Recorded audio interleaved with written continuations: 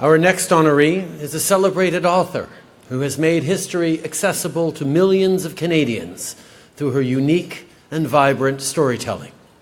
Margaret MacMillan isn't satisfied to simply write about what French President Georges Clemenceau said to British Prime Minister David Lloyd George as they were trying to make peace after the war.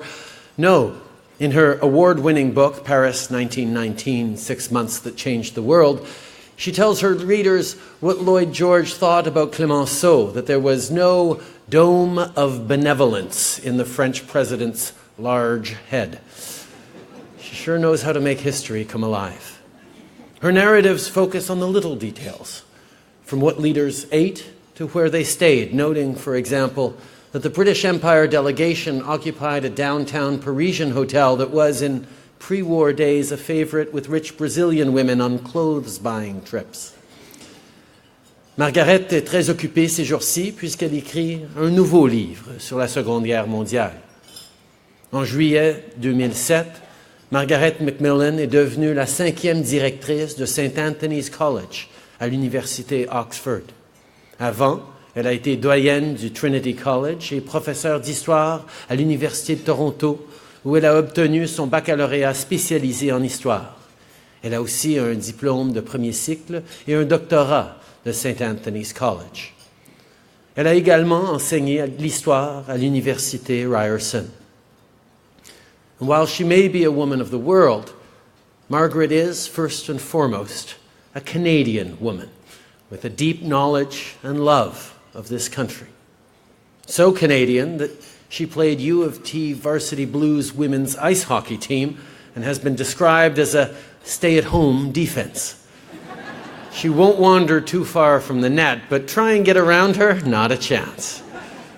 In the summers, the 5 MacMillan kids would jump into their parents' huge station wagon, no seatbelts or air conditioning, and drive across the country. They canoed, hiked, climbed mountains, and camped from Vancouver Island to Cape Breton. Her curiosity for Canada was imbued by her parents, her dad, Robert, a cardiologist, and her mum, Elwend, a fierce environmentalist. Her mother was Margaret's greatest critic and supporter.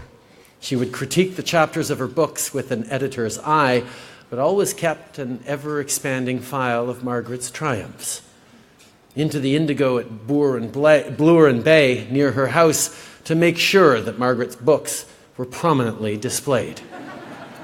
But she need not have worried. Margaret MacMillan is a true Canadian treasure whose books are prominently displayed on bookshelves right around the world.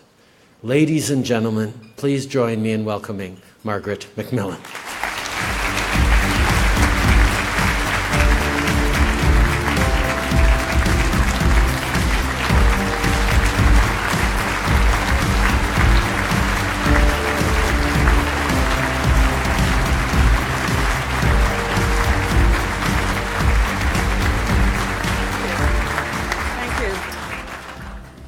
Thank you very much.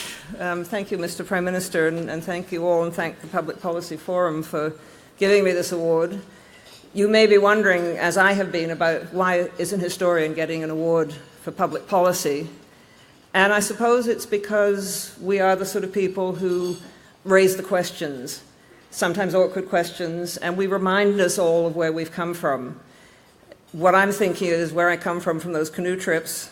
And now here I am with this extraordinary collection of people who are getting awards tonight. It is a great privilege to be among you, I must say. I wish my mother were here because she would be sitting in the front row telling me to talk slower and to stop. I will try and do both.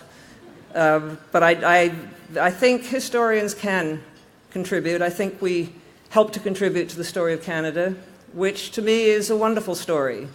It's a story of the peoples and the land, and the mixing of many peoples, the Indigenous peoples, the first Europeans who arrived, the latest waves of people who continue to come to this country and find in it a civil society, a society that works, a society which welcomes and is tolerant of others.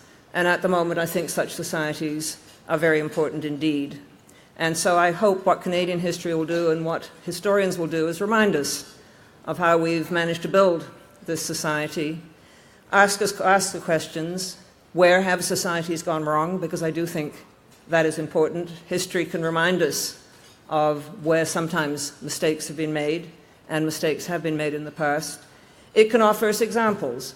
It can offer us both examples to avoid and examples to follow. Perhaps most of all, what history can do is offer us two things. It can offer us humility, that we're not always the cleverest people we think we are. We're not always doing it right, that there have been other societies in other places in other times who have thought that they were doing things that were right and who've got themselves into terrible trouble. And I think that sort of humility is always something we should have. We have, I think, built a very successful country, but that doesn't mean we stop asking about how we go on building it and how we can go on making it a better country and contributing to the world. But I think the other thing that history can do is give us hope that things can get dark and things can get bad, and I wouldn't like to minimize some of the issues facing the world today, because I think we are facing very serious tensions and very serious issues. But I think we have to remember that we do have, as a human race, a capacity to rebuild, to reassess, to change ourselves, and I'd like to think that history can perhaps help a little bit in that. Thank you all very much indeed.